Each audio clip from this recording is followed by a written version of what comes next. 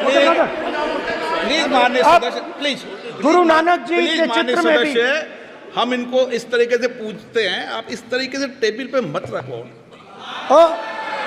Sir कहाँ रखूं sir? तरीका ठीक सर कहाँ रखूं? यहाँ रख दूं सर? आप यहाँ मत यहाँ रख रखो। देता हूँ सर।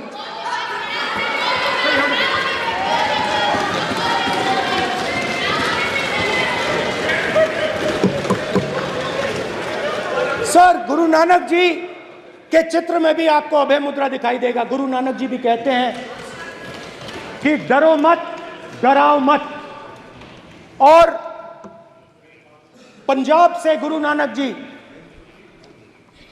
मक्का तक गए,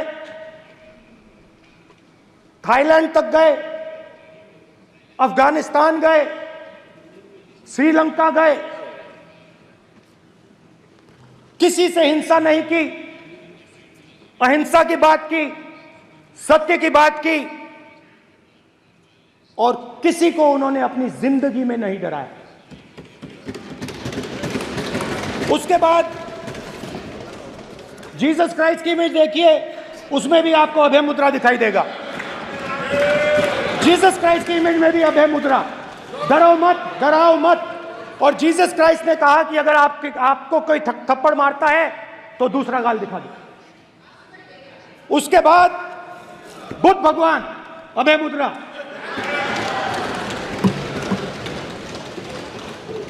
डरो मत, डराओ मत, अहिंसा। मतलब, और अंत में महावीर, डरो मत, डराओ मत, अभय मुद्रा। मतलब हिंदुस्तान के इतिहास में 3 फाउंडेशनल आइडियाज हैं। मोदी जी ने अपने भाषण में एक दिन कहा कि हिंदुस्तान ने किसी पर आक्रमण नहीं किया। उसका कारण है क्योंकि यह देश अहिंसा का देश है, यह देश डर का देश नहीं है। तो हमारे सारे के सारे महापुरुषों ने अहिंसा की बात की, डर मिटाने की बात की। डरो मत, डराओ मत, डरो मत, डराओ मत। और दूसरी तरफ शिव जी कहते हैं डरो मत, डराओ मत, अभय मुद्रा दिखाते हैं, अहिंसा की बात करते हैं, त्रिशूल को जमीन में गाड़ देते हैं। और जो लोग अपने आप को हिंदू कहते हैं वो 24 घंटा हिंसा, हिंसा, हिंसा, नफरत, नफरत, नफरत, असत्य, सत्य, असत्य।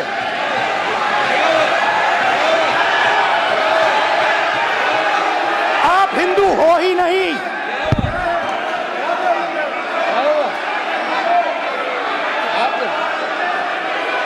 Just get me that picture of Shiva. inside because of his Hindu धर्म में साफ लिखा है, सत्य के साथ खड़ा होना चाहिए, सत्य से पीछे नहीं हटना चाहिए, सत्य से नहीं डरना चाहिए। अहिंसा हमारा प्रतीक है। अभय मुद्रा ऐसे कीजिए, ऐसे कीजिए, अभय मुद्रा।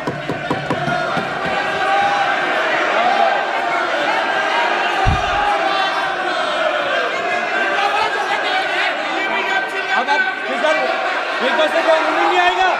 Prime minister will not speak. Then prime minister this will happen here. If you are doing this, it will repeat again. भाई भाई भाई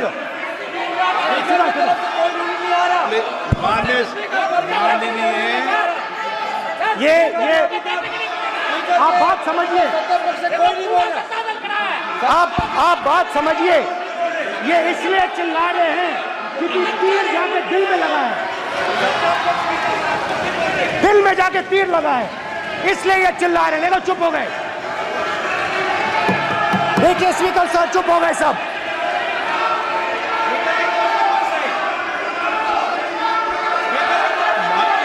एक मिनट।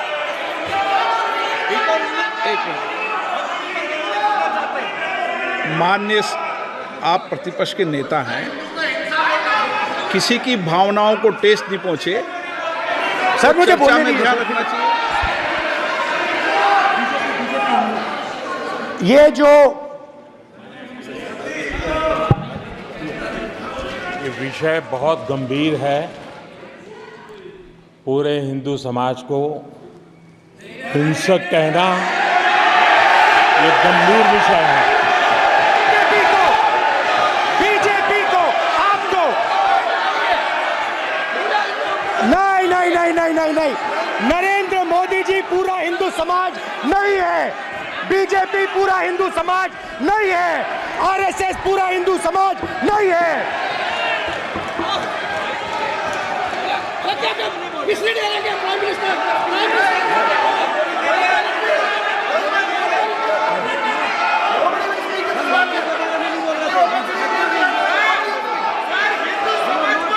भूपेंद्र यादव जी, ये ठेका नहीं है बीजेपी का। भूपेंद्र यादव जी बोलना चाहते हैं आप? ये सब हिंदू हैं यहाँ पे, ये सब हिंदू हैं। माननीय अध्यक्ष जी, प्रतिपक्ष के नेता आज पहली बार इस सदन को संबोधित कर रहे हैं।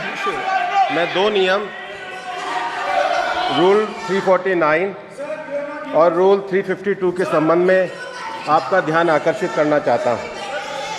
सबसे पहले तो प्रतिपक्ष के नेता को बोलने का तरीका आना चाहिए। 349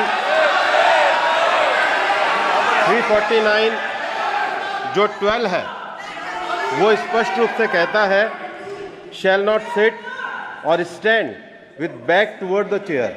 वो लगातार आपकी तरफ पीठ करके खड़े हैं, नियमों के खिलाफ है, जो उनको शोभा नहीं देता। दूसरा अध्यक्ष महोदय, नहीं तो एड्रेस करके बोलो। दूसरा अध्यक्ष महोदय आर्टिकल रूल 352 रूल 2 ये कहता है make personal reference by way of making an allegation imputing a motive to or a questioning the बोना फाइडी। इन्होंने पूरे विपक्ष के सदस्यों पे नहीं बल्कि इससे बाहर जाकर पूरे एक हिंदू समाज के ऊपर एलिगेशन लगाया है। इनकी बोना फाइड गलत है, इनके खड़े होने का तरीका गलत है। सदस्यों में तो लगाया ही है। माननीय अध्यक्ष जी,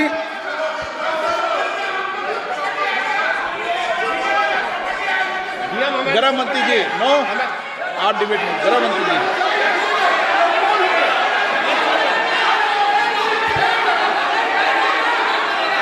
माननीय अध्यक्ष जी, शोर शराबा कर इतने बड़े वाकया को छिपाया नहीं जा सकता। विपक्ष के नेताजी ने कैटेगोरिकली कहा है कि जो अपने आप को हिंदू कहते हैं वो हिंसा करते हैं। मैं फिर से रिपीट करना चाहता हूं, उनका वाक्य था जो अपने आप को हिंदू कहते हैं वो हिंसा की बात करते हैं, हिंसा करते हैं। मान्यवर, इस देश में शायद इनको मालूम नहीं है, करोड़ों लोग अपने आप को गर्व से हिंदू कहते हैं, गर्व से हिंदू कहते हैं। क्या वो सभी लोग हिंसा की बात करते हैं, हिंसा करते हैं? हिंसा की भावना को किसी धर्म के साथ जोड़ना और इस सदन में और संवैधानिक पद पर बैठे हुए व्यक्ति ने, मैं मानता हूं मान्यवर, उन्होंने इसकी माफी मांगनी चाहिए। मान्यवर, मैं उनको एक गुजारिश भी करना चाहता हूं कि इस्लाम में अभय मुद्रा, इस पर इस्लाम के विद्वानों का मत एक बार वो ले ले। गुरु नानक साहब की अभय मुद्रा पर SGPC का मत वो ले ले। और मान्यवर, अभय की बात तो इनको करने का कोई अधिकार नहीं है। आपातकाल में पूरे देश को इन्होंने भयभीत करा है, लाखों लोगों को जेल में डाला और आतंक आतंक अगर कभी था, वैचारिक आतंक कभी था, तो आपातकाल के वक्त था। और मान्यवर दिल्ली में दिन दहाड़े हजारों सिख भाइयों का कत्लेआम उनके शासन में हुआ। आज वो भय की बात कर रहे हैं। मान्यवर, मेरा आपसे आग्रह है कि श्री राहुल गांधी नेता प्रतिपक्ष पहला भाषण होने के बावजूद माफी मांगनी चाहिए, न केवल सदन, पूरे देश की माफी मांगनी चाहिए।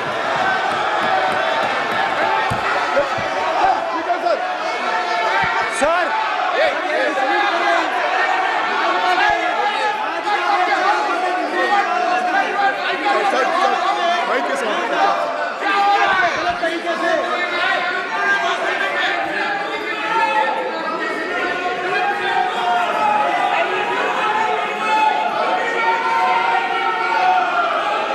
Speaker sir,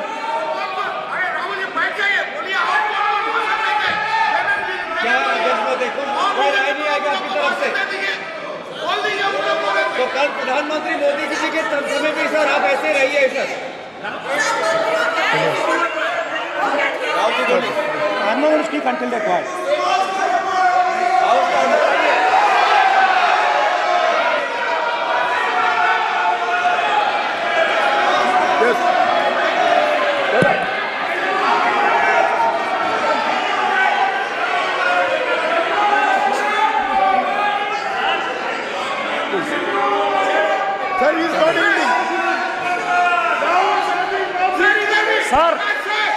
sir, speaker sir, ये संविधान की बात कर रहे हैं सर, और इसी संविधान का आर्टिकल 25 कहता है कि किसी भी धर्म के ऊपर कोई भी व्यक्ति किसी को हिंसावादी करार नहीं दे सकता है।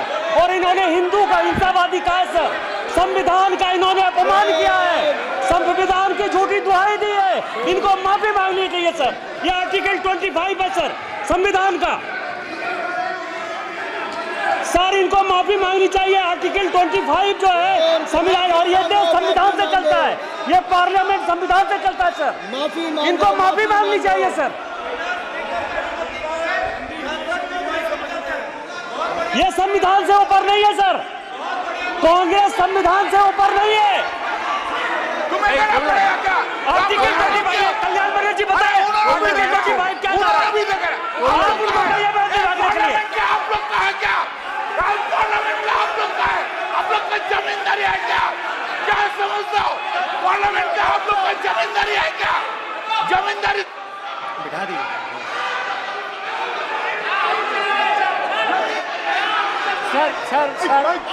सर, स्पीकर सर, माने प्लीज एक मिनट देता हूं मैं आपको। हिंदू धर्म कहता है। एक मिनट प्लीज, मान्य सदस्य प्लीज एक मिनट प्लीज। माननीय सदस्यगण, ये सदन की एक मिनट मैं दूंगा, अलाउ करूंगा आपको। माननीय सदस्यगण, इस सदन की एक गरिमा रही है और हमें संवाद चर्चा करते समय इस सदन की गरिमा को रखना चाहिए। और ऐसी कोई भी आपत्तिजनक बात जो पूरे समाज के पर विषय हो, कम से कम प्रतिपक्ष के नेता को बोलते समय ध्यान रखना चाहिए। मैं इसको सीरियस तरीके से देखूंगा।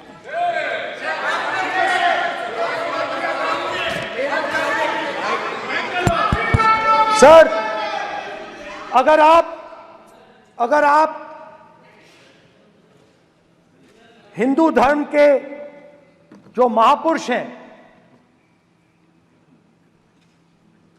महापुरुष छोड़िए, अगर आप शिव जी को देखें तो क्या हो रहा है सर?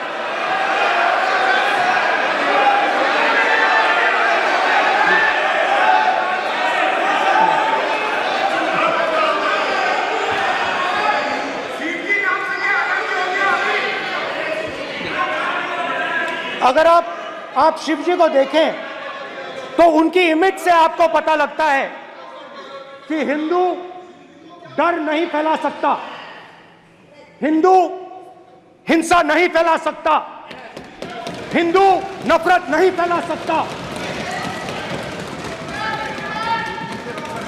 और बीजेपी 24 घंटा नफरत, हिंसा, नफरत, हिंसा, नफरत, हिंसा।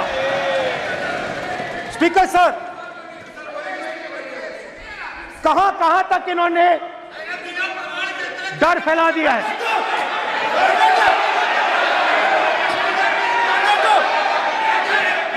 प्लीज सर, कहां कहां तक इन लोगों ने डर फैला दिया? मैं आपको अयोध्या से शुरू करता हूं। सर नमस्कार। शाबाश। अयोध्या ने आपको मैसेज भेजा। अयोध्या ने राम भगवान, मेरा व्यवस्था का सवाल है।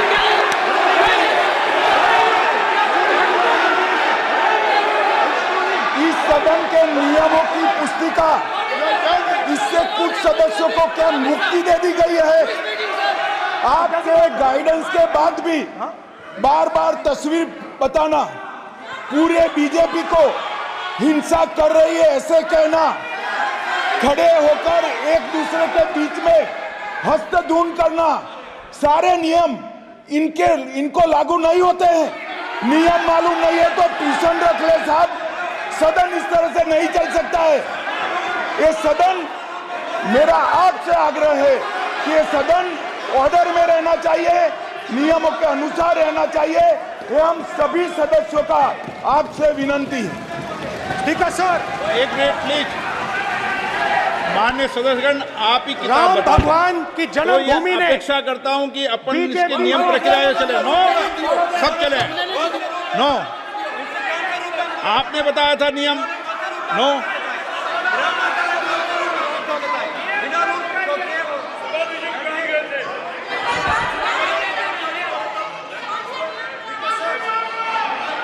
माइक दीजिए सर। हाँ सर, मेरा सवाल है सर, इस माइक का कंट्रोलर किसके हाथ में? प्लीज बैठिए, बैठिए सर ये ऑफ होता है, प्लीज बीच में माने ऑफ हो बैठिए जाता है। प्लीज। ये बार कई बार विषय उठ गई और बहुत गंभीर, और माननीय सदस्य, आप प्रतिपक्ष के नेता हैं, आप सदन के बाहर भी ये बात कहते हैं कि माइक बंद कर देते हैं। मैंने कई बार आग्रहपूर्वक किया कि आसन पर इस तरीके का आरोप नहीं लगाए। नो, प्लीज बात सुनिए।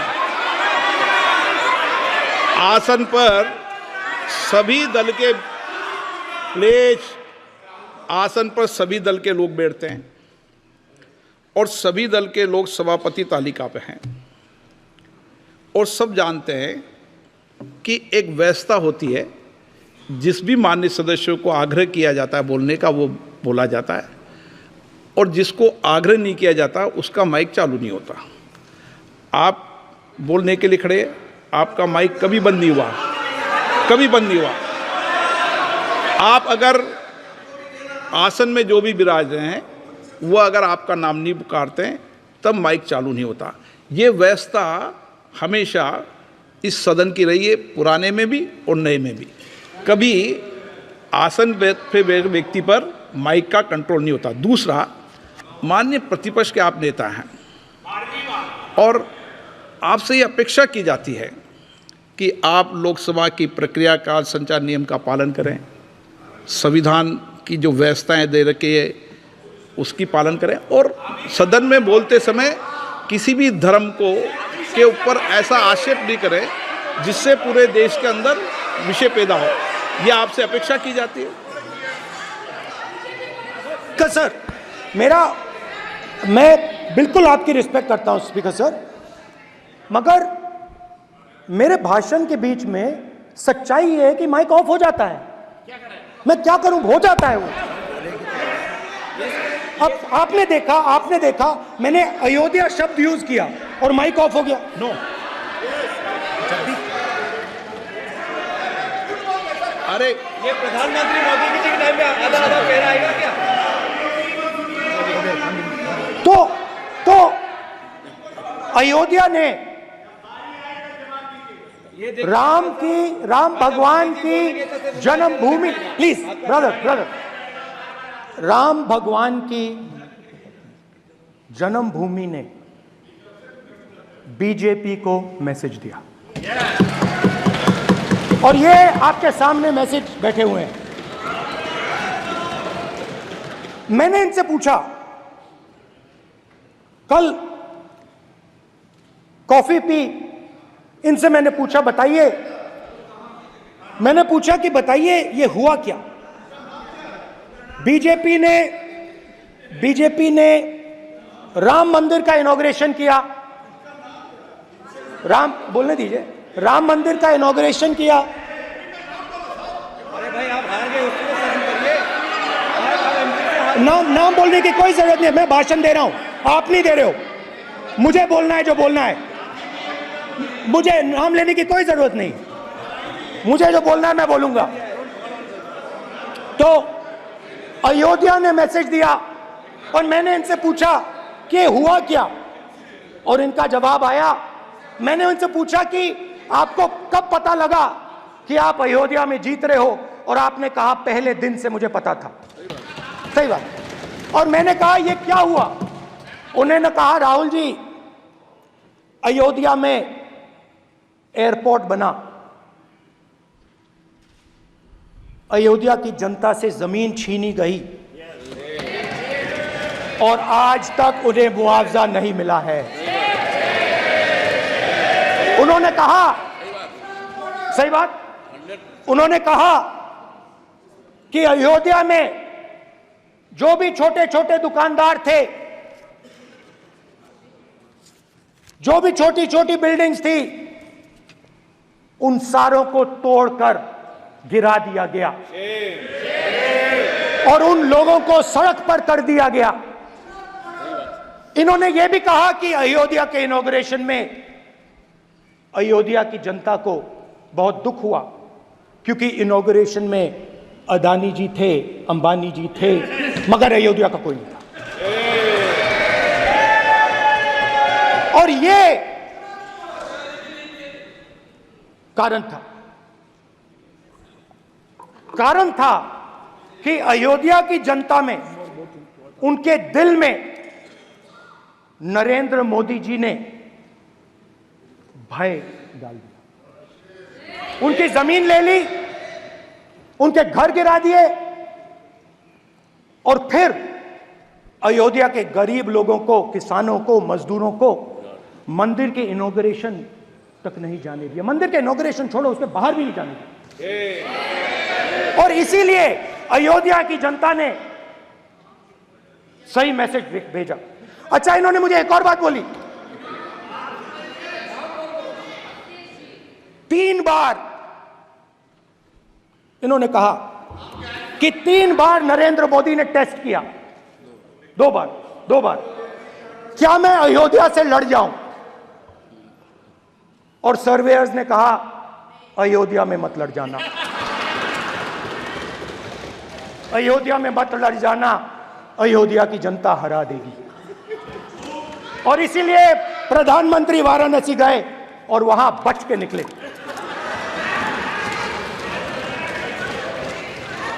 तो अयोध्या की जनता को डराया, पूरे देश को डरा दिया। मैं आपको बताता हूं, आज सुबह में आया, राजनाथ सिंह जी ने मुस्कुरा के मुझे नमस्ते की, और मोदी जी बैठे हैं, मुस्कुराहट नहीं, सीरियस, नमस्ते भी नहीं करते, कहीं मोदी जी ना देख लें, प्रॉब्लम हो जाएगी। वही कहानी गडकरी जी की है, सच्चाई है। अरे भाई, अयोध्या की जनता को छोड़ो, ये तो बीजेपी वालों को डराते हैं।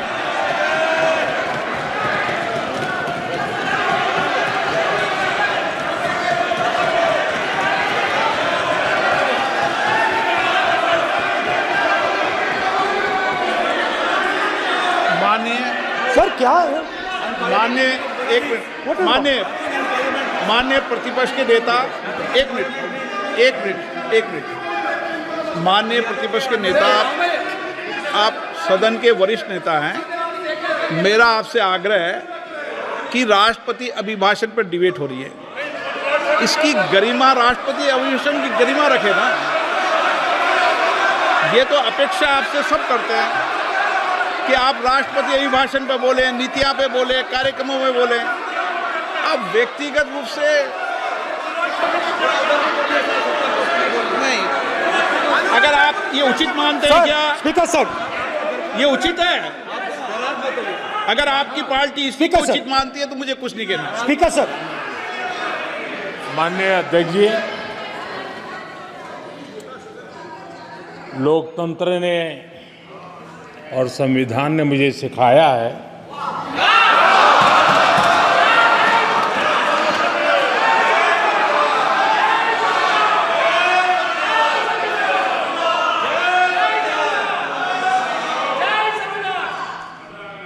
कि मुझे विपक्ष के नेता को गंभीरता से लेना चाहिए।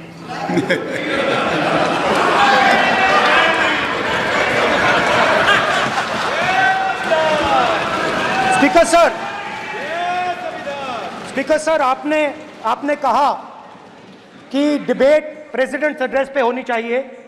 ये जो मैंने किया है, अनुराग ठाकुर जी ने अयोध्या की बात की थी, अनुराग ठाकुर जी ने सनातन धर्म पर आक्रमण की बात की थी, इसीलिए मैंने ये किया है।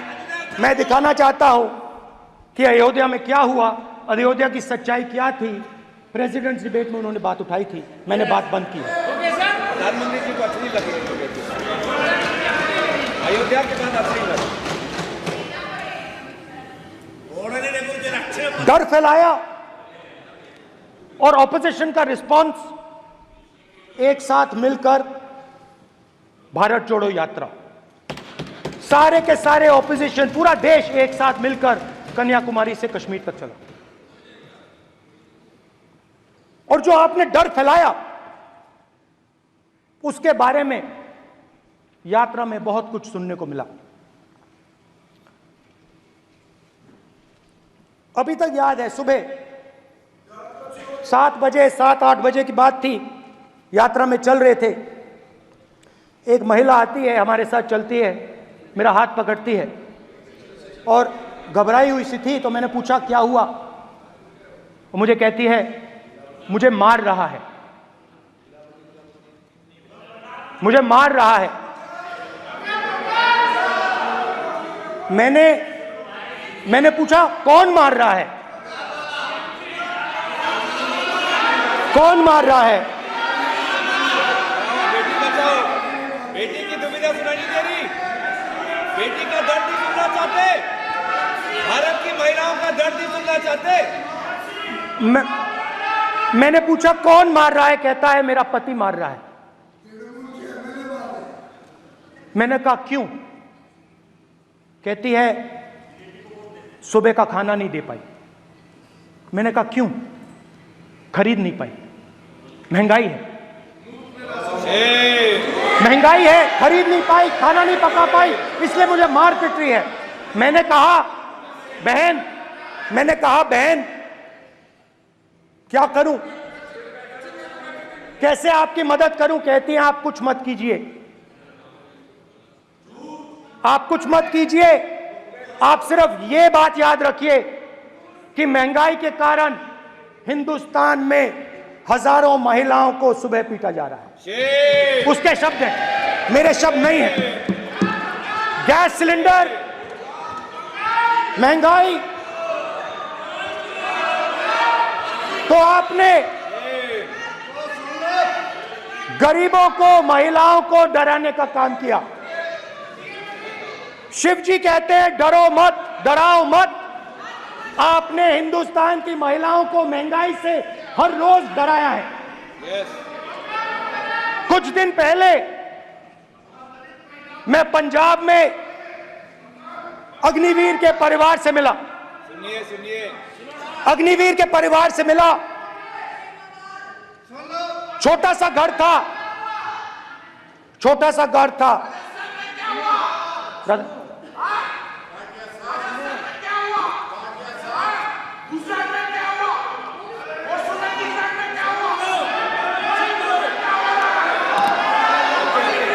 ठीक है सर।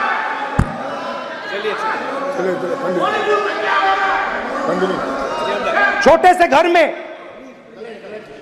से घर में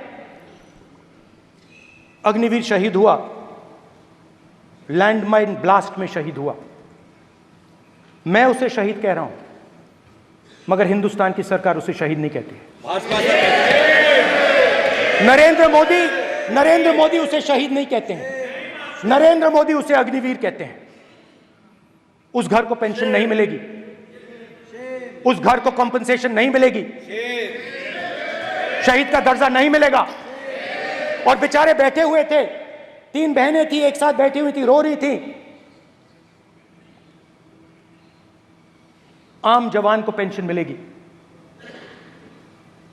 जरूर दुख होगा, मगर हिंदुस्तान की सरकार आम जवान की मदद करेगी।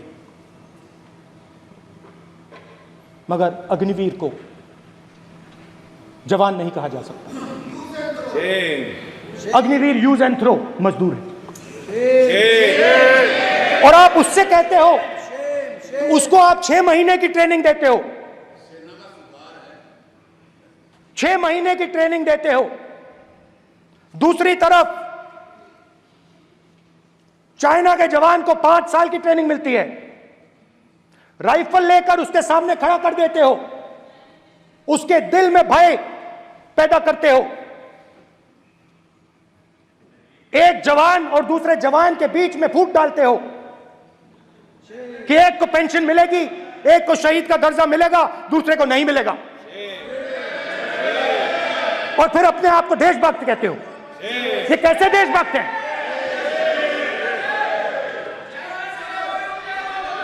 फिल्म स्टार जैसी फोटो थी उस लड़के की, फिल्म स्टार, बॉलीवुड स्टार की फोटो थी। मैं सोच रहा था, देखो इस युवा ने जान दी। स्पीकर सर,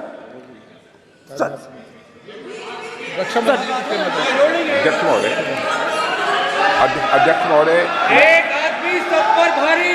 अध्यक्ष महोदय, मैं नेता प्रतिपक्ष से अनुरोध करना चाहूंगा, गलत बयानी करके सदन को गुमराह करने की कोशिश। गलत नहीं है सर, गलत नहीं है सर। लेना चाहता हूं कि युद्ध के दौरान अथवा सीमाओं की सुरक्षा के दौरान यदि हमारा कोई अग्निवीर का जवान शहीद होता है तो उसके 1 करोड़ रुपए की धनराशि सहायता के रूप में उसके परिवार को मुहैया कराई जाती है। इस प्रकार की गलत बयानी से सभी को गुमराह करने की कोशिश नहीं की जानी चाहिए। संसद महोदय, अध्यक्ष। स्पीकर सर, स्पीकर सर देखिए, स्पीकर सर देखिए, राजनाथ सिंह जी की एक राय है, मेरी एक राय है। सच्चाई अग्निवीरों को मालूम है, हमें बोलने की जरूरत नहीं है। अग्निवीर को किस चीज का सामना करना पड़ता है, शहीद का दर्जा मिलता है या नहीं मिलता है, कॉम्पनसेशन मिलता है नहीं मिलता है, पेंशन मिलती है नहीं मिलती है, वो उसको मालूम है। पॉइंट ऑफ ऑर्डर है मान्यवर। अब सदन के सामने 2 स्टेटमेंट हुए, एक हुआ विपक्ष के नेता का, दूसरा हुआ माननीय राजनाथ सिंह जी का, रक्षा मंत्री जी का। ये कहते हैं कि 1 करोड़ रुपया नहीं मिलता है। श्री राजनाथ सिंह ने अधिकृत रूप से कहा कि मारे जाने वाले अग्निवीर को जो शहीद होता है उसको 1 करोड़ रुपया मिलता है। उनको फैक्चुअल पोजीशन सदन पर रखनी चाहिए मान्यवर। ये सदन झूठ बोलने की जगह नहीं है मान्यवर, यहाँ सच बोलना चाहिए। और अगर ये नहीं रखते हैं तो उनको ये सत्यापन नहीं करते अपने स्टेटमेंट का, तो उनको सदन और देश से और अग्निवीरों से माफी मांगनी चाहिए माननीय।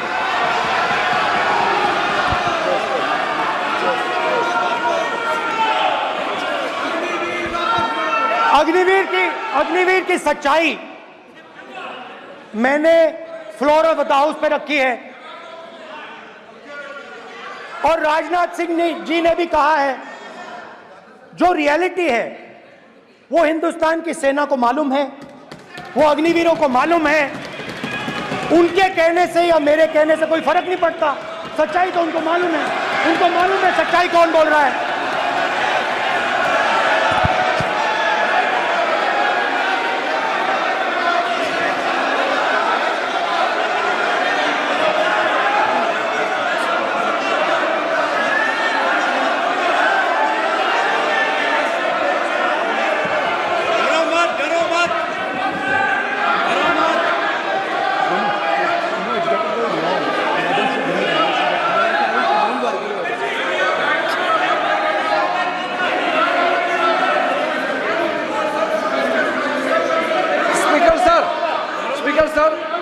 अभी डरो मत, डरो मत। मेरा छोटा सा अनुरोध है, क्योंकि सर ये विषय गंभीर है और अभी माननीय गृह मंत्री जी ने जो बात रखे हैं कि 2 स्टेटमेंट जो रक्षा मंत्री जी ने बताया सदन को और माननीय विपक्ष के नेता राहुल गांधी जी ने जो स्टेटमेंट रखा है, इसमें इन्होंने जो कहा है कि रक्षा मंत्री बोलने से क्या फर्क पड़ता है, इतना हल्का फुल्का कैसे स्टेटमेंट दे सकता है लीडर ऑफ ऑपोजिशन। इसलिए सर इन्होंने जो बात रखा है पुष्टि करना चाहिए और हम लोग भी सर नियम के मुताबिक अपना बात रखेंगे सर।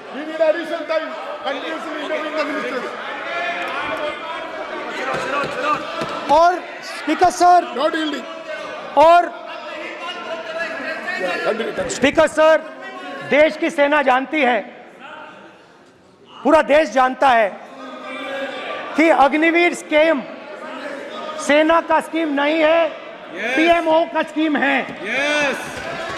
और पूरी सेना जानती है कि स्कीम प्राइम मिनिस्टर का ब्रेन चाइल्ड था, स्कीम सेना का ब्रेन चाइल्ड नहीं था।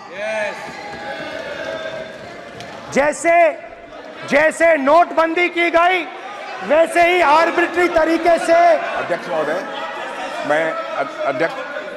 अध्यक्ष महोदय, मैं नेता प्रतिपक्ष से विनम्रता पूर्वक अनुरोध करना चाहता हूं कि कृपया वह सदन को गुमराह करने की कोशिश न करें। अग्निवीर योजना के संबंध में बहुत सारे लोगों से 158 ऑर्गेनाइजेशन के साथ सीधा संवाद स्थापित हुआ है, उनके सुझाव लिए गए हैं, तब यह अग्निवीर योजना लाई गई है और बहुत सोच समझकर यह योजना लाई गई है। और मैं यह भी स्पष्ट कर देना चाहता हूं, इस प्रकार की योजनाएं दुनिया के कई देशों में है, यूएस में है, यूके में है, वहां पर किसी को कोई किसी प्रकार की आपत्ति नहीं है। अब बिना अग्निवीर योजना के बारे में समझे, बिना उस संबंध में कोई पूरी जानकारी हासिल किए इस तरीके से सदन को गुमराह करना, इसे कदापि उचित नहीं ठहराया जा सकता। महोदय, मैं तो आपसे यह अनुरोध करूंगा, इसे सदन की कार्रवाई से बाहर निकाला जाना चाहिए। आपको देखिए, सिंपल सी बात है स्पीकर सर, इनको अग्निवीर अच्छा लगता है, आप उसको रखिए, हम उसको बदल देंगे, हटा देंगे। सिंपल सी बात है, हमारी सरकार आएगी, अग्निवीर को हम हटा देंगे, क्योंकि हम सोचते हैं कि अग्निवीर सेना के खिलाफ है, जवानों के खिलाफ है, देशभक्तों के खिलाफ स्कीम है। हम इस स्कीम को नहीं चाहते।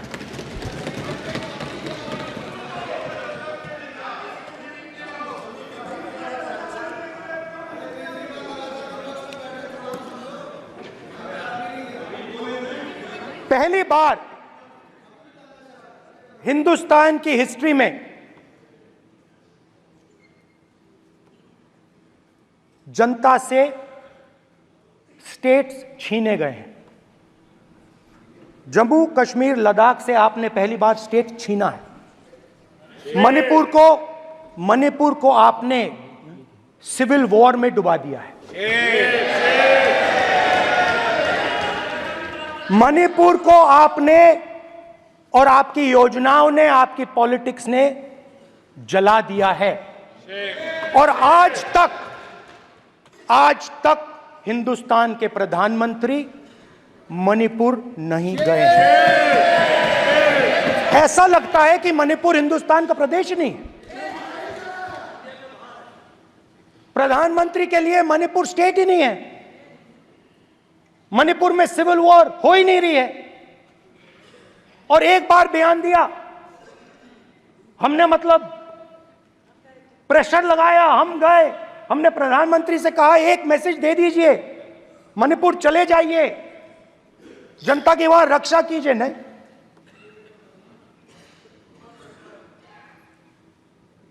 मैं वहां गया,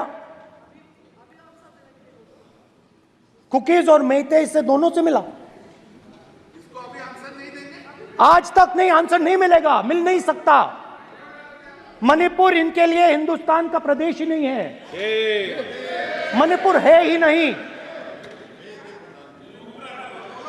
मणिपुर है ही नहीं, ना होम मिनिस्टर के लिए ना प्रधानमंत्री के लिए, है ही नहीं, एग्जिस्ट नहीं करता, वो है ही नहीं। ना प्रधानमंत्री जाएंगे बोलेंगे कुछ नहीं, जैसे कुछ नहीं हुआ। वहां पे मैं रिलीफ कैंप में गया, एक औरत कांपती हुई, रोती हुई मुझे कहती है कि मैंने अपनी आंखों के सामने, हाँ मैं औरतों की बात कर सकता हूं, एक भाई का, मैं कर सकता हूं, एक भाई एक कर्तव्य निभा रहा है। आप अपने संगठन में महिलाओं को नहीं डालते हो, मगर मैं औरतों की बात कर सकता हूं।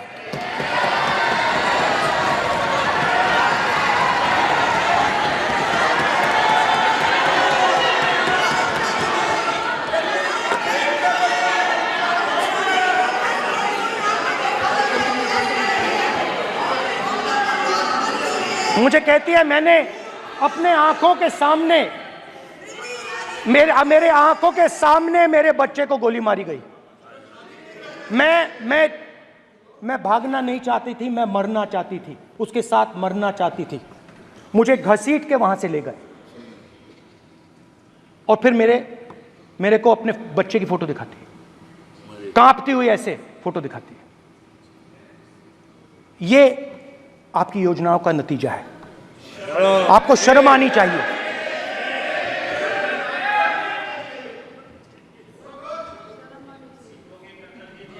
एक दिन प्रधानमंत्री 8 बजे कहते हैं, पता नहीं फाइन ट्यूनिंग हो गई भगवान के साथ, डायरेक्ट मैसेज भगवान, सर ने बोला है, सर प्रधानमंत्री ने ये बोला है, ये मैं नहीं बोल रहा हूं, प्रधानमंत्री ने बोला है कि मेरा डायरेक्ट कनेक्शन है भगवान के साथ। मैंने नहीं बोला, मैंने नहीं बोला। Social media chief also told भगवान जगन्नाथ। एक मिनट प्लीज, एक मिनट तो एक मिनट माननीय राहुल गांधी जी, एक मिनट, माननीय सुरेश, एक मिनट प्लीज, एक मिनट रविशंकर जी प्लीज, एक मिनट। माननीय सदस्यगण, आप वरिष्ठ नेता हैं, सदन के नेता होते माननीय प्रधानमंत्री जी, और हम सबको माननीय प्रधानमंत्री जी का सम्मान करना चाहिए। ये सदन में हमेशा उच्च कोटि की परंपरा मर्यादा रही है। नो सर, नहीं, गौरव, अगर आपको स्पीकर सर, मैं पुरानी पार्टी है। गौरव, स्पीकर सर, मैं रिस्पेक्ट कर रहा हूं। ये प्रधानमंत्री के शब्द हैं, मेरे शब्द नहीं हैं। ये प्रधानमंत्री जी ने कहा है, पब्लिक में, मीडिया को कहा है कि मैं बायोलॉजिकल नहीं हूं, मेरा डायरेक्ट कनेक्शन भगवान के साथ है। मैं नहीं बोल रहा हूं, प्रधानमंत्री मोदी जी ने बोला है। तो पता नहीं उस टाइम 8 बजे भगवान का मैसेज आया होगा हिंदुस्तान, वही मगर फिर श्री राम ने आपको दूसरा मैसेज दे दिया अयोध्या में। भगवान का मैसेज आया होगा, मोदी जी नोटबंदी कर दीजिए। नोटबंदी कर दिया, डायरेक्ट ऊपर से आया मैसेज, ऑर्डर आया खटाक। और अलग अलग ऑर्डर आते हैं। अदानी जी वाला ऑर्डर आता है, बंबई एयरपोर्ट अदानी जी को ऊपर से ऑर्डर आता है, खटाखट ऑर्डर आते हैं। तो नोटबंदी कर दी। स्मॉल और मीडियम बिजनेसेस जो हैं, जो हिंदुस्तान की रोजगार की रीढ़ की हड्डी है, बैकबोन है, उड़ा दिया, खत्म कर दिया। आज नतीजा यह है कि ये जो भी करना चाहे करें, हिंदुस्तान के युवाओं को रोजगार नहीं मिल सकता। Job creation backbone is broken, finish, खत्म। नोटबंदी की, गलत जीएसटी लागू की, उड़ा दिया। अब मैं सोचता हूं, पहले मैं सोचता था ये पता नहीं कैसे हुआ, अब मैं समझता हूं कि ये अदानी जी, अंबानी जी जैसे लोगों के लिए किया गया। ये रास्ता साफ करने का तरीका था, रास्ता साफ करने का तरीका था। इनकम टैक्स डिपार्टमेंट उनके पीछे पड़ा रहता है। जीएसटी, डिमोनेटाइजेशन, 24 घंटा उनको तंग करते हैं। उनके कैश फ्लो को रिस्ट्रिक्ट करने की कोशिश करते हैं, कैश फ्लो को क्रश करने की कोशिश करते हैं कि वो परे हट जाएं और अरबपति उनकी जगह ले लें। आप किसी भी छोटे व्यापारी से पूछ लो, किसी भी स्मॉल मीडियम बिजनेस ओनर से पूछ लो, ये आपको बता देगा। गुजरात में मैं गया, टेक्सटाइल ओनर्स के साथ मेरी बात हुई, मैंने उनसे पूछा नोटबंदी क्यों हुई, जीएसटी क्यों हुई? साफ बोला अरबपतियों की मदद करने के लिए जीएसटी और नोटबंदी की गई है। नरेंद्र मोदी जी अरबपतियों के लिए काम करते हैं, सीधी सी बात। मैं जाता रहता हूं और आपको गुजरात में हराएंगे इस बार। आप लिख के ले लो, आपको ऑपोजिशन इंडिया गठबंधन गुजरात में हराने जा रहा है।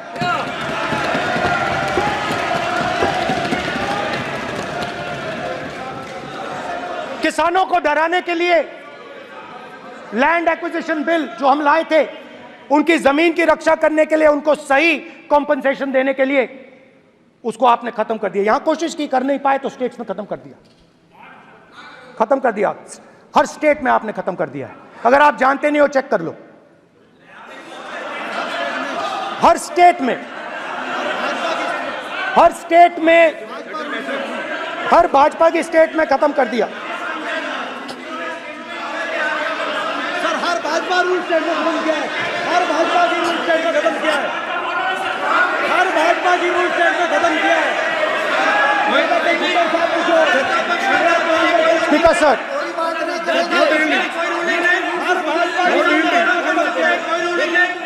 खट्टर साहब का क्या पूछो?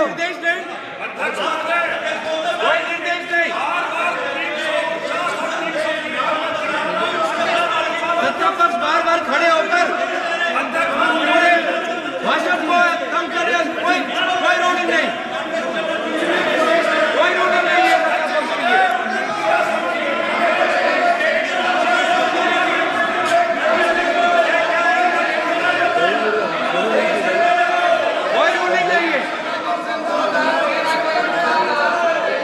बैठने के लिए नहीं कहा जा रहा, इनको बैठने के लिए नहीं कहा जा रहा। सत्ता पक्ष डिस्टर्ब कर रही है सर, अध्यक्ष महोदय सत्ता पक्ष डिस्टर्ब कर रहे हैं, अध्यक्ष महोदय सत्ता पक्ष डिस्टर्ब कर रहे हैं। किसानों को ये देखिए सर, ये देखिए just give me a list of BJP. आप किताब लेके क्यों खड़े हो? कानून बनाना चाहते हो? आप क्या बोलना चाहते हैं, कानून से बताओ। स्पीकर का डायरेक्शन है सर, स्पीकर का डायरेक्शन 115, और वो ये कहता है सर, वो ये कहता है कि कोई भी मेंबर यदि अपनी बातें कहना चाहता है, जैसे अग्निवीर के बारे में उन्होंने कहा या स्टेट के बारे में कहा, उनको ऑथेंटिकेट करना पड़ेगा, नहीं तो माफी मांगनी पड़ेगी। ये आपका डायरेक्शन है 115(1) और 115(2). इसीलिए वो जो बातें कह रहे हैं उसको ऑथेंटिकेट करें, चाहे अग्निवीर के लिए चाहे वो किसानों के लिए कह रहे सर, ये आपका डायरेक्शन है।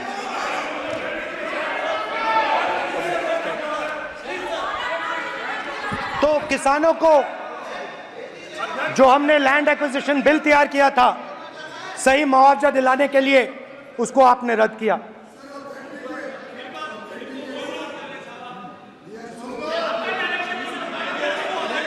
वे ऑथेंटिकेट कर देंगे, ऑथेंटिकेट कर देंगे, बैठ जाओ, कर देंगे हम ऑथेंटिकेट, बैठ जाओ, कर देंगे ऑथेंटिकेट। उसके बाद किसानों को डराने के लिए, याद रखिए शिव जी कहते हैं डरो मत डराओ मत, किसानों को डराने के लिए आप 3 नए कानून लाए। प्रधानमंत्री ने उनसे कहा कि ये आपके फायदे के कानून हैं। सच्चाई थी कि वो अदानी जी अंबानी जी के फायदे के कानून थे। हिंदुस्तान के सारे किसान खड़े हो जाते हैं। आज तक सड़क ब्लॉक है। अगर आप वहां जाएंगे, आज तक आपको दिखेगा कि वो सड़क जिस पे किसान आए थे वो आज तक बंद पड़ी हुई। हरियाणा में 2 जगह किसान खड़े हो गए, कहते हैं नहीं ये हमारा नहीं है। आप हमारे से हमारी मेहनत का फल छीनना चाहते हो, हम इस बात को एक्सेप्ट नहीं करेंगे।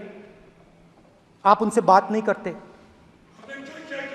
आप उनको कहते हो, आप बात नहीं करते।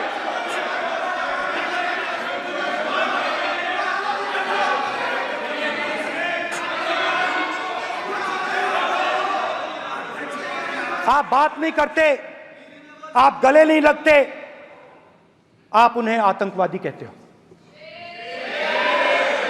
आप कहते हो ये सब आतंकवादी हैं। झूठ नहीं है, झूठ नहीं है, सच है, सच है। मान्यवर, मैं समझ रहा हूं कि विपक्ष के नेता नाते पहली बार बोल रहे हैं, मगर नियमों के पुस्तक के बाहर वो नहीं जा सकते। ये स्टेटमेंट करे कि हम कहते हैं कि किसान आतंकवादी, तो कैसे सदन में चल सकता है मान्यवर? आप एक तरफा नियमों के ऊपर जाकर उनको रियायत दे रहे हो मान्यवर। हमें संरक्षित करिए, ऐसे नहीं चलता है। 700 किसान शहीद हुए। हमने इस हाउस में कहा कि किसानों के लिए मौन होना चाहिए, आपने मौन नहीं होने दिया। आपने कहा ये किसान नहीं है, आपके मुताबिक ये किसान नहीं थे, ये आतंकवादी थे। देखिए आपकी एलाय सिर हिला रही हैं, वो भी सहमत हैं, कौर जी सहमत हैं। देखिए हमारी जरूरत नहीं है, वो सहमत हैं आपसे, वो सहमत हैं। माननीय बोला नो माननीय सदस्य, एक शब्द उधर नहीं सर। किसान क्या मांग रहा है सर? स्पीकर सर, माननीय सदस्य, स्पीकर सर, किसान क्या मांग, सॉरी, मेरा ये आग्रह है, आपकी पार्टी का समय नहीं बचेगा। दोगे पूरा?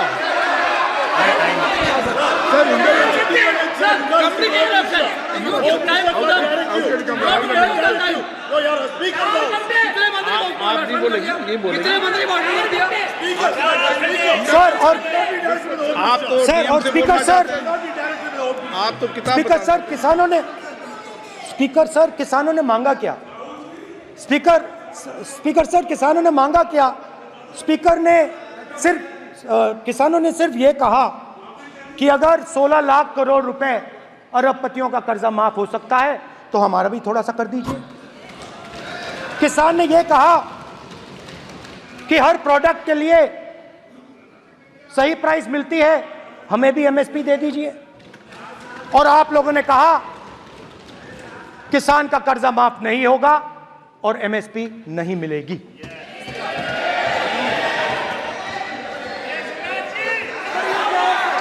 माननीय अध्यक्ष महोदय, ये गलत बयानी कर रहे हैं। एमएसपी सरकार दे रही है और ये मोदी जी की सरकार है जिसको उत्पादन की लागत पर कम से कम 50%, माननीय अध्यक्ष महोदय, उत्पादन की लागत पर कम से कम 50% जोड़कर एमएसपी दी जा रही है और नहीं दी जा रही। ये सत्यापित करें माननीय अध्यक्ष महोदय, ये गलत बयानी कर रहे हैं, ये सदन को गुमराह कर रहे हैं, गलत बयानी कर रहे हैं। आज भी एमएसपी पर खरीद जारी है और अभी खरीद की फसलों के एमएसपी के लीगल गारंटी, ये बताए जब इनकी सरकार थी तब एमएसपी कितनी, तब एमएसपी कितनी मिलती थी और उस समय खरीद कितनी होती थी माननीय अध्यक्ष? उस समय खरीद कितनी होती थी? आज भी एमएसपी पर खरीद जारी है माननीय अध्यक्ष महोदय, ये गलत बयानी कर रहे हैं। ये सत्यापित करें इसको कि एमएसपी पर खरीद नहीं हो रही, ये सत्यापित करें माननीय अध्यक्ष महोदय, ये गलत बयानी की जा रही है। देना चाह रहे, इनको नहीं बोलने देना चाह रहे।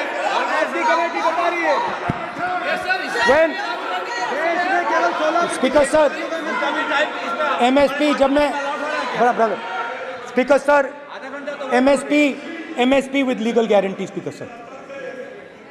The issue is MSP with legal guarantee, not just MSP. MSP is being given. The issue is Kisans want MSP with legal guarantee which you are not ready to give them. तो किसानों में आपने डर डाला, भय डाला, महिलाओं में महंगाई, गैस सिलेंडर, सेना में अग्निवीर,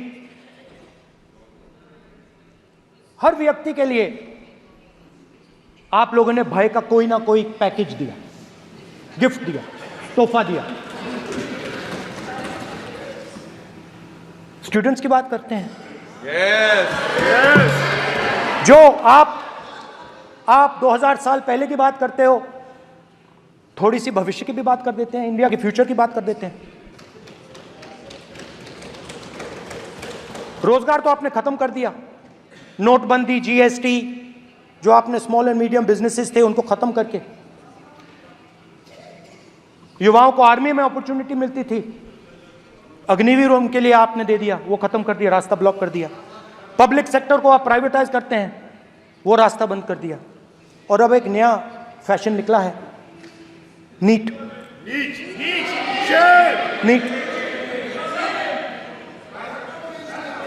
प्रोफेशनल एग्जाम्स को आपने कमर्शियल एग्जाम्स में बदल दिया है। NEET is not a professional exam, NEET is a commercial exam. NEET में एक स्टूडेंट टॉपर हो सकता है, एक्सीलेंट स्टूडेंट हो सकता है,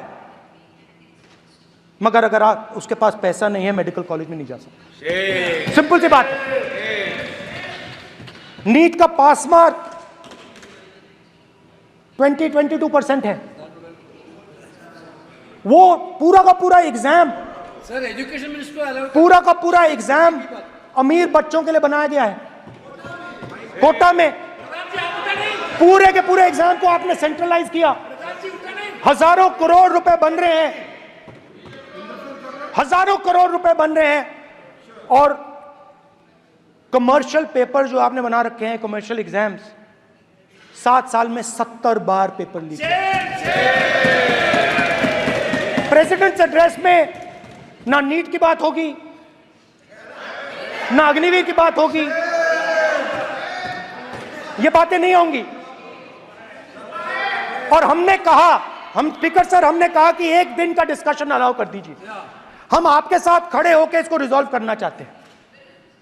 इंस्टीट्यूशनल फेलियर है, हम आपकी मदद करना चाहते हैं, रिजॉल्व करना चाहते हैं। सरकार कहती है नहीं, डिस्कशन नहीं होगा, भविष्य का डिस्कशन हो ही नहीं सकता।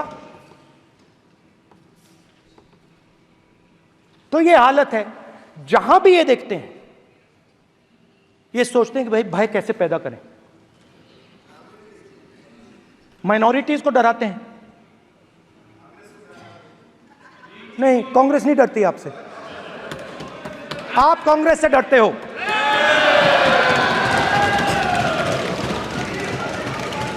हिंसा, नफरत, माइनॉरिटीज के खिलाफ, मुसलमानों के खिलाफ, सिखों के खिलाफ, क्रिश्चियंस के खिलाफ। और माइनॉरिटीज ने क्या किया? माइनॉरिटीज ने क्या किया? हर स्फीयर में हिंदुस्तान को रिप्रेजेंट करते हैं, नाम रोशन करते हैं। पत्थर जैसे हिंदुस्तान के साथ एक साथ खड़े हैं, देशभक्त हैं। और आपने सारे के सारे माइनॉरिटीज पर आक्रमण किया, उनके खिलाफ हिंसा, नफरत फैलाई।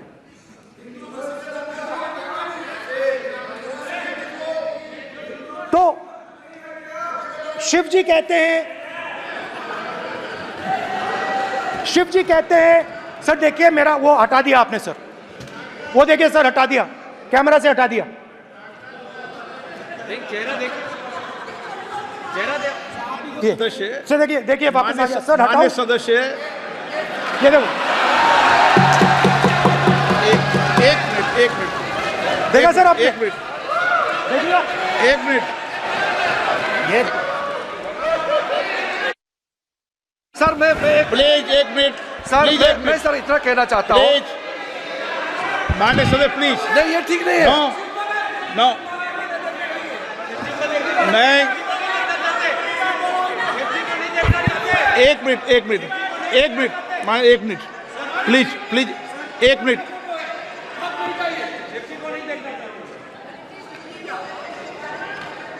आप प्रतिपक्ष के नेता हैं और मैं आपसे अपेक्षा करता हूं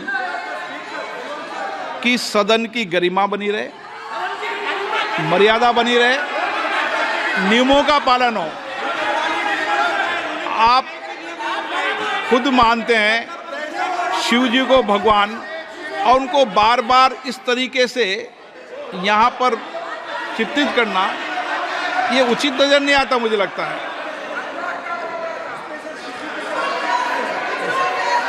स्पीकर सर देखिए, रूल्स की किताब पढ़ोगे आप? रूल्स में है कि आप कोई भी चित्र को नहीं दिखा सकते सदन में, आप किसी बात का नाम नहीं ले सकते। आप नियम प्रक्रियाओं से नहीं बोल रहे हैं। सदन की मर्यादा, नियम प्रक्रिया इससे चलती है। आपने बनाया, सबने बनाया है। स्पीकर सर,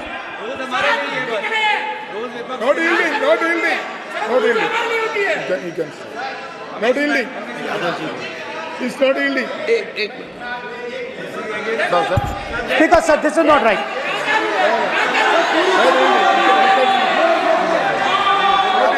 सर, माननीय स्पीकर महोदय, मैं आपका ध्यान रूल 356 की तरफ आकृष्ट करना चाहता हूं।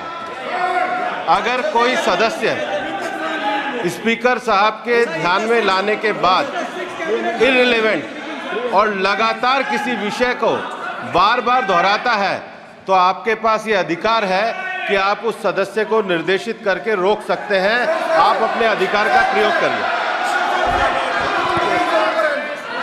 सच्चाई को रोका नहीं जा सकता। हाँ, बोल।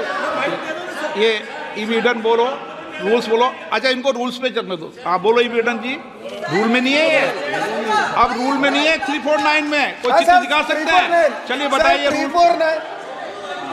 हाँ, सुनिए, सुनाओ आप इनको। सर 3492, फिर आपकी भी सुनो। While house in sitting, a member shall not interrupt any member while speaking by disorderly expression or noises or any other disorderly manner. Sir, in the same way, sir, number बोलो। Sir, 349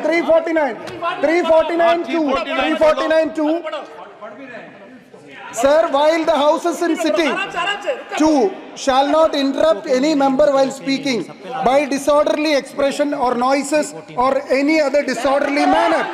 Sir, the honorable ministers, you continuously disturbing the house, sir. Continuously intervening the speech. Sir, continuously. Sir, shall maintain silence when not speaking in the house.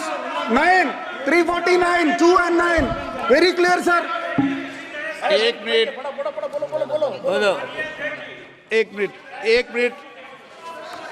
अब आप एक minute, आपने बताया 349। Okay, एक minute इस पे आ जाए। सभा में झंडे, प्रतीक या कोई भी प्रदर्शित वस्तु प्रदर्शित नहीं करेंगे। माननीय प्रतिपक्ष के नेता, आप आपकी सदस्य का रूल की पालना कर लें, अच्छा है। तो नीट में तो सब जगह भय फैलाया। नियम बताया, उसकी पालना करने के लिए कह रहा हूं मैं तो।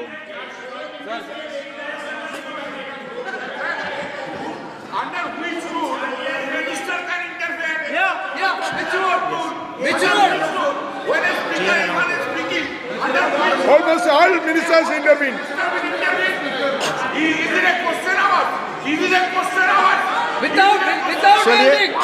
ओके, प्लीज आप मान अधिवक्ता हैं, प्लीज बैठिए।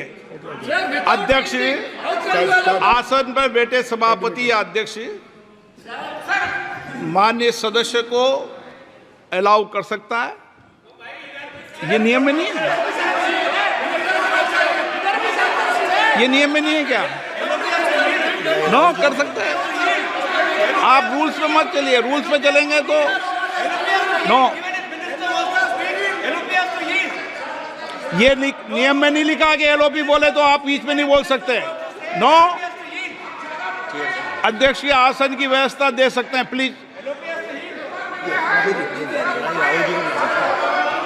चलो Sir, you have allowed 2 ministers, 3 ministers, and I want to make very short references. Read this. 352. A member while speaking shall not make personal reference by way of making an allegation, imputing a motive to or questioning the bona fides of any other member of the House. Okay, Has Rahul Gandhi made reference to any other 351 member? Sir, ये हुआ नहीं। or use utter treasonable, seditious or defamatory words. He is mentioning the name of Shiva. Defamatory. आप क्यों विद्वान में बैठा हूं ना सीट पे, आपको मैं बता दूंगा सब नियम। सर, ये लोग नहीं समझते हैं, may be because of their इनएडिक्वेट knowledge of English, they thought that reference to, he did not make any personal reference. Please. And the next point Okay. is, sir, Rajnath Singh ji made a point on Agniveer. There is a method to correct any wrong statement made in the House. Please read 115(1) of the directions by the Speaker. It says, a member wishing to point out any mistake or inaccuracy in a statement made by a minister or any other member shall, before referring the matter in the House, write to the Speaker, pointing out the particulars of the mistake or inaccuracy and seek the permission of the Speaker to raise the matter. Has Rajnath Singh written to you? Has he written? No. He has not written. All these ministers. Shivraj Singh Chouhan sir इतने दिन बाद लोकसभा में अभी आप सुनिए, खड़ा होके बोलने लगा। माननीय मजाक की जगह है क्या? ये नॉट गिवन ए नोटिस, मेरे पास यू है कैनॉट पॉइंट आउट मिस्टेक और on MSP he made a statement. What right he has? आप एक मिनट प्लीज, आपने 352 का हवाला दिया। 352 के अंदर स्पष्ट रूप से लिखा है, कोई भी तथ्य ऐसे कभी भी नहीं बोले जाएंगे जो इस सदस्य का सदस्य नहीं, सदन का सदस्य नहीं है। मैं अपेक्षा करूंगा कि प्रतिपक्ष के नेता इन नियम प्रक्रियाओं की पालना करें। और दूसरा विषय जो माननीय सदस्य ने कहा है 102 के अंदर ही सदन पे सभापति या अध्यक्ष किसी भी माननीय सदस्य को बोलने की इजाजत दे सकता है नियम प्रक्रिया के तहत। नो, स्पीकर साहब, मेरी परमिशन से किसी को भी अलाउ कर सकता हूं और मेरी बिना परमिशन के कोई नहीं बोला है। See, sir, Speaker sir, NEET students spend years and years preparing for their exam.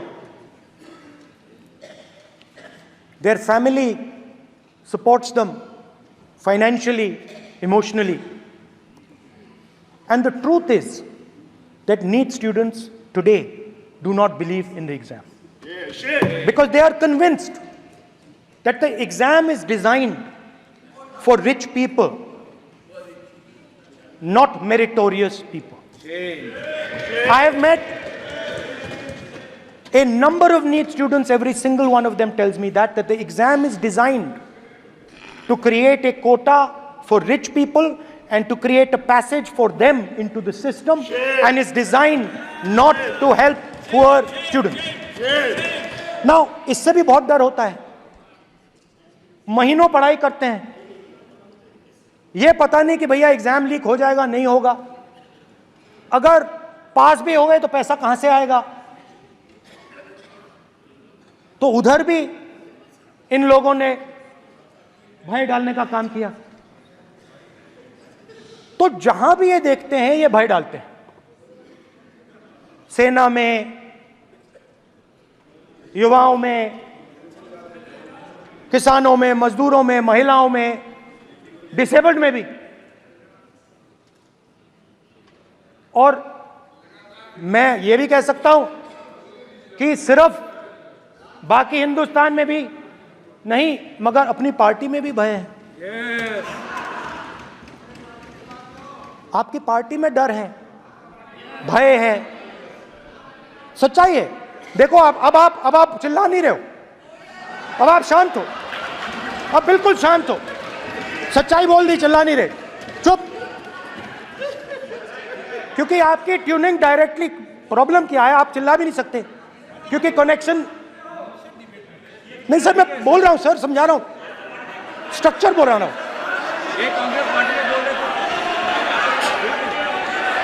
Sir लोकतंत्र में पार्टी में डेमोक्रेसी होनी चाहिए। कोई भी इन पार्टियों में कोई भी आके कुछ भी कह देता है। ग्रुप ऑफ 22, 23, 24, 25 सब जो बोलना है बोल देते हैं, मगर आपकी पार्टी में भय है। सत्यमेव जयते, ना डरो ना डराओ। Sir, when I became LOP, I realized something that I had not realized before. And it's also on the lines of the principles of Shiva. It's on those same lines. And the idea was that after becoming LOP, all my personal dreams, my personal aspirations, my personal fears have to be put aside. I am now actually two people. I'm not one person. I'm a constitutional person, and my job is to be leader of the opposition, to represent all these parties equally. In fact, I don't just represent the Congress party, I represent every single party. And I have to treat every single party with love and affection. So when Hemant Soren ji is in jail or Kejriwal is in jail, it should disturb me, it should hurt me. Yes. When you unleash your agencies on these political people, it is our job to defend them. Because there is a constitutional person and an individual. And what Shivji is saying is that when you are a constitutional person, the individual should die. The individual's aspirations, the individual's dreams should die. And you should become the voice of the people. Yes. Meaning that you should have no fantasies, no dreams, nothing. The perfect public representative is one who is actually dead. That is what Shivji is saying. You understand? Now, Speaker sir. Speaker sir, now, my advice.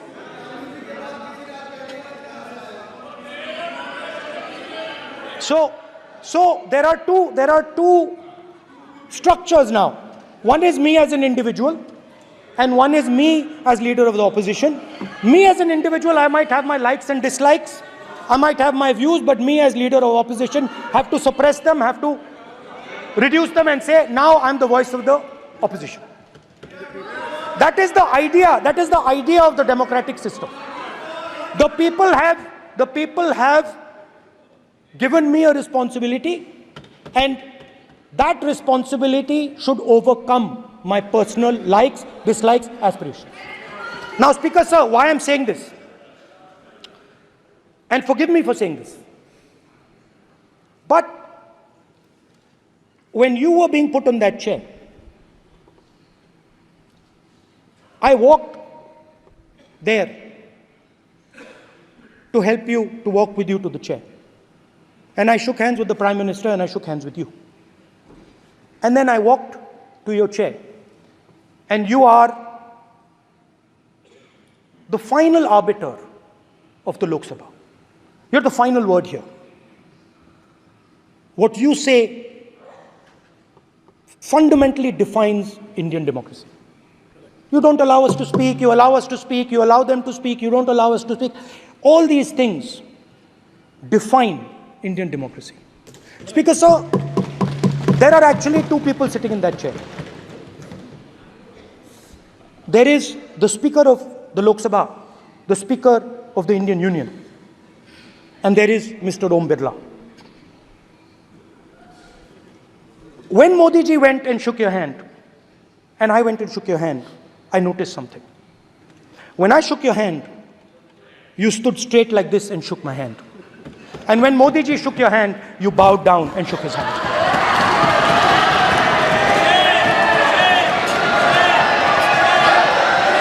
ये आसन के सामने आरोप है, ये chair के सामने आरोप कर रहे हैं माननीय। Now with all respect, sir.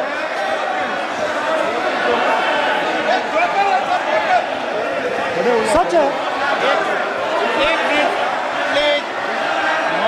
Please बैठिए नो प्लीज बैठिए प्लीज बैठिए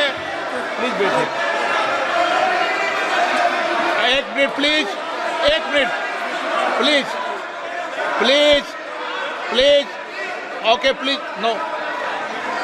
माननीय प्रतिपक्ष के नेता एक मिनट प्लीज,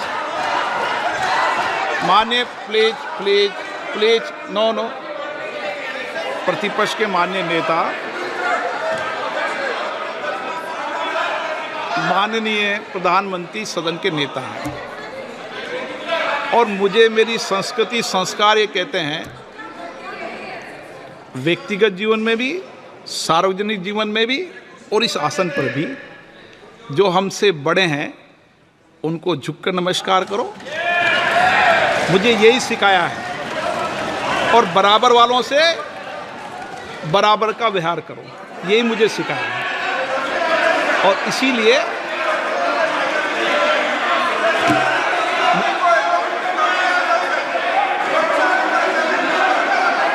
स्पीकर सर अगर आप हाँ, मैं इस बात को आसन से कह रहा हूं कि मेरी संस्कृति और संस्कार यही है कि बड़ों का झुककर और आवश्यक हो तो पैर छूकर सम्मान करो और बराबर जो उम्र से छोटे हैं उनसे बराबर का व्यवहार करो। स्पीकर सर, ये हमारी संस्कृति संस्कार है और मैं इस संस्कृति संस्कार की पालन करता हूँ।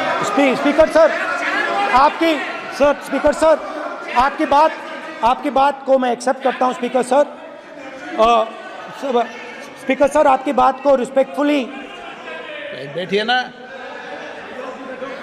स्पीकर सर मैं आपकी बात को रिस्पेक्ट करता हूँ, मगर आपको कहना चाहता हूँ कि इस हाउस में स्पीकर से कोई बड़ा नहीं होता।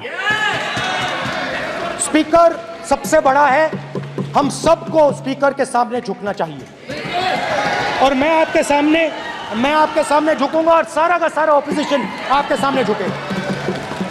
ये लोकतंत्र है स्पीकर सर, आप इस हाउस के लीडर हैं, आपको किसी के सामने नहीं झुकना चाहिए। कस्टोडियन है, नेता प्रधानमंत्री है, स्पीकर को आप speaker is the last word, speaker is अध्यक्ष and is the last word. अंत में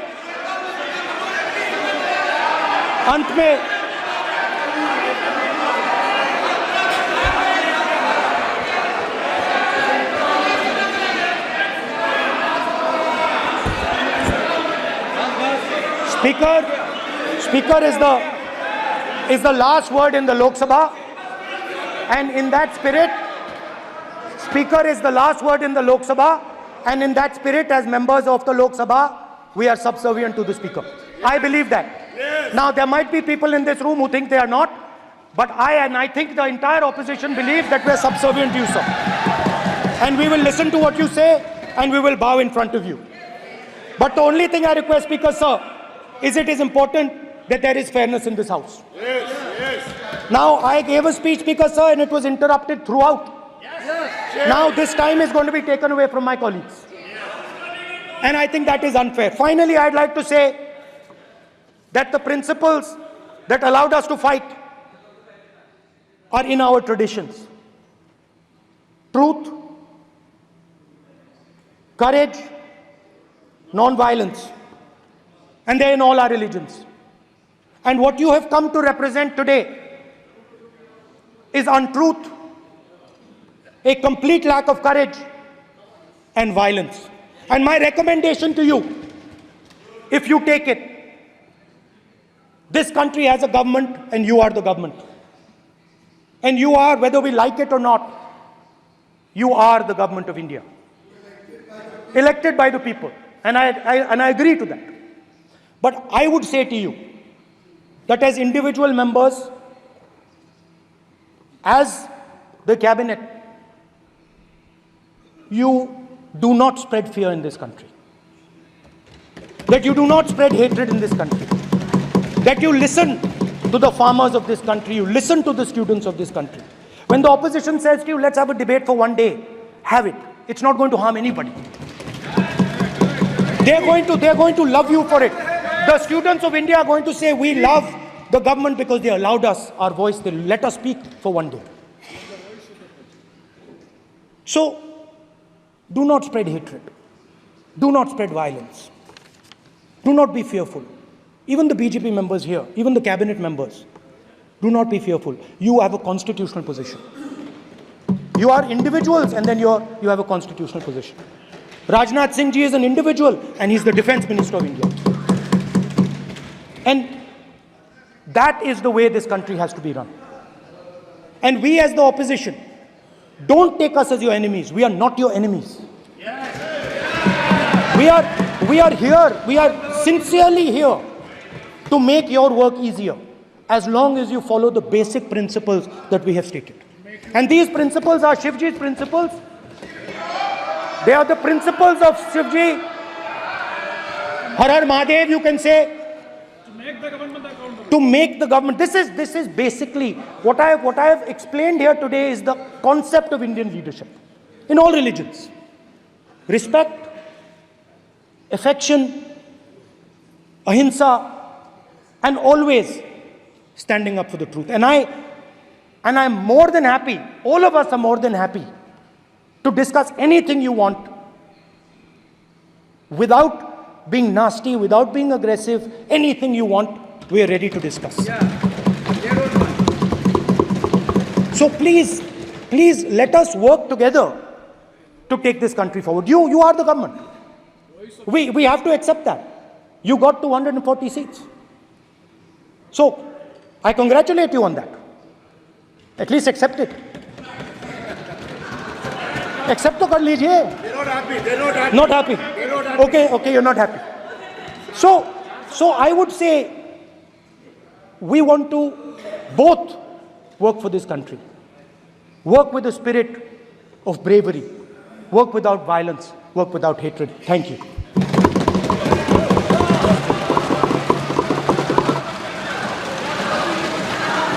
मान्यवर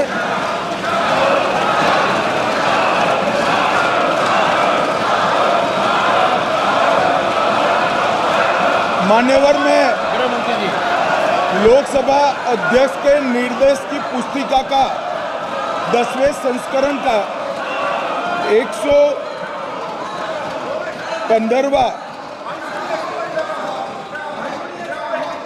आपके सामने उल्लेखित करना चाहता हूं। इसके क से घ तक पढ़ेंगे तो ये बहुत स्पष्ट है कि कोई भी मंत्री या सदस्य भाषण देते वक्त तथ्यात्मक चीजें रखता है और सदन के कोई और सदस्य इसको ऑब्जेक्ट करते हैं या चैलेंज करते हैं तो आसन इसको सत्यापित करने का निर्देश दे सकता है। मान्यवर, विपक्ष के नेता ने भाषण में कई चीजें ऐसी रखी जो तथ्य नहीं है, सत्य नहीं है और समय समय पर यहां से ट्रेजरी बैंक में सत्यापन की मांग की। हम सब की ओर से मेरा आपसे निवेदन है कि इनकी स्पीच और ट्रेजरी बैंक से लिए गए सारे ऑब्जेक्शन को ध्यान में रखकर नेता प्रतिपक्ष को अपने भाषण में तथ्य बगैर की और सत्य न हो ऐसी जो बातें रखी गई है इसका सत्यापन करने के लिए आपका निर्देश मिले और हमें संरक्षण मिले। सत्यापन करेंगे। महुआ मित्रा,